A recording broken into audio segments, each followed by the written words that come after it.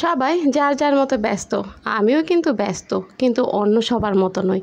সবাই ঘুরে ফিরে নেয় ব্যস্ত, মানে সবাই মেহমান আসতেছে, গরু দেখতে যাচ্ছে, আবার একদল আসতেছে, আবার গরু দেখতে যাচ্ছে। ঠিক আছে বাবা, তোরা গরু দেখতে যা, তোরা কেন আবার বাসায় আসতে হবে? এটাই তো আমি বুঝলাম না।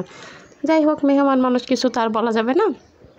তো মেহমানরা যেহেতু চলেই আসছে, তো ঝটপট তো কোনো কিছু রান্না করতেই হবে। ঝটপট যদি রান্না না করি তাহলে আবার লেট হয়ে যাবে।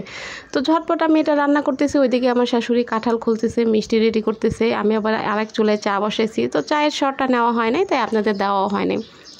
তো এখন সবারই ব্যস্ত সময় কাটতেছে, মানে যারা আমরা এই টুকিটাকি কাজকর্ম করি, টুকিটাকি কাজ বলবো কেন, আমরা তো বেশ ভালোই কাজ করি, ঘরের বউরা কম কি করি নাকি। যাই হোক, এই যে রান্না শুরু করে দিয়েছি। এখানে কি রান্না করব সবাই নিশ্চয়ই বুঝতেই পারতেছেন। হ্যাঁ, নুডলস রান্না করব। তো নুডলসটা বরাবরই আমার খুব ভালো লাগে, আমার ছেলেও খুব পছন্দ করে। তো যে কেউই আসুক, আসলে ঝটপটে একটা রান্না আমার কাছে খুব ভালো লাগে, নুডলস। আরে অন্য কিছুই ভালো লাগে না, জাস্ট মানে বেশি সময়ও লাগে না। হ্যাঁ, এতগুলো যে নুডলস রান্না করতেছি, এখানে পাক্কা 8 প্যাকেট আছে, ম্যাগি নুডলসের 8 প্যাকেট। তো যেহেতু মানুষজন অনেক বেশি, তো 8 প্যাকেট তাও সামান্য, তাও অল্প অল্প করে সবার হয়ে গেছে আর কি। সবাই আসতেছে, যাইতেছে, ঘুরতেছে, সবার মনে ঈদ ঈদ আছে, কিন্তু আমার মনে কোনো ঈদ নেই। আমার খালি কাম করতে হয়, আমার ভালো লাগে না। আসলে আমরা যারা বউরা আছি, মানে তাদের কোনো কিছুই ভাল লাগে না, খালি কাজ কাম করতে।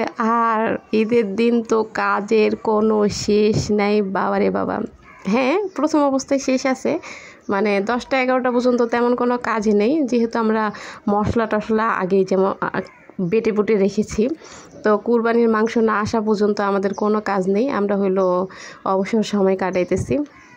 যখন মাংস আসা শুরু করে তখন ছেলেদের কাজ শেষ, মেয়েদের কাজের পর রহিমে বানাই ফেলে।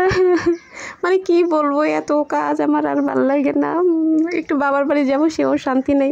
জায়গা বাবার বাড়ি যাই কি করব, এখানে যেহেতু সবাই আছে, হাজব্যান্ড তো আর যেতে দিবে না। সে বলতেছে কিসের আবার বাবার বাড়ি ঈদের সময়, কামচোর কামচোর। হ্যাঁ, চোরামি করার পদ্ধতি। আরে না, কিসের কামচোর, আরে বেটাটাও বোঝে না, একটু যেহেতু ঘুরে আসবো, সে তার কোনো ই নেই।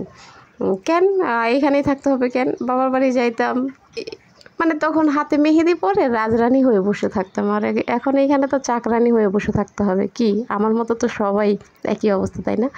ওই যে কে জানি বলেছিল রোজার সময় যে হাজব্যান্ডের জন্য শরবত বানাতে চায়, কি ভুঁড়ি পরিষ্কার করার কথা মনে আছে তো?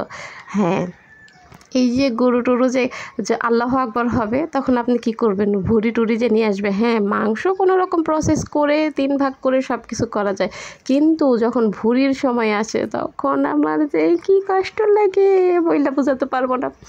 মানে ভুঁড়ির সময় আসলে মনে হয় কি, আরে আমার জীবনটাই শেষ, তেনা তেনা সারাদিন এই ভুঁড়ি পরিষ্কার করা, গায়ের দুর্গন্ধ, মনে 2 দিন ধরে সেই গন্ধই যায় না, তাও কিছু করার